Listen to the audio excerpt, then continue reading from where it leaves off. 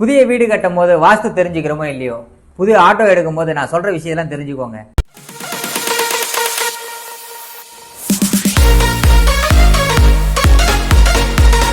உங்க தேவை என்னன்னு முடிவு பண்ணுங்க.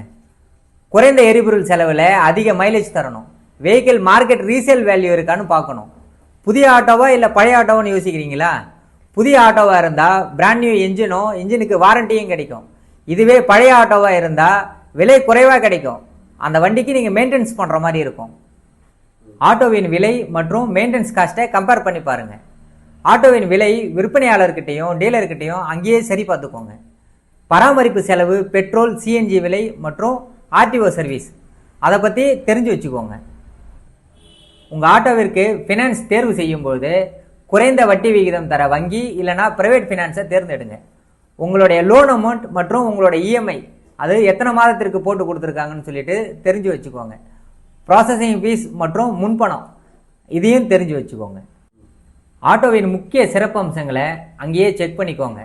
ஆட்டோவின் mileage, build quality, engine oil leakage, braking, on off சுவிட்ச் மற்றும் ரிவர்ஸ் கியர் கரெக்டாக ஒர்க் ஆகுதான்னு பாருங்கள். ஃபைனலாக வெஹிக்கிளில் இருக்கிற அத்தனை லைட்டும் பர்ஃபெக்டாக ஒர்க் ஆகுதான்னு செக் பண்ணிக்கோங்க. வாகனம் டெலிவரி எடுத்ததுக்கப்புறம் ஆர்டிஓ சர்வீஸ் எத்தனை நாளில் உங்கள் வண்டி ரெஜிஸ்ட்ரேஷன் பண்ணி தருவாங்கன்னு தெரிஞ்சு வச்சுக்கோங்க.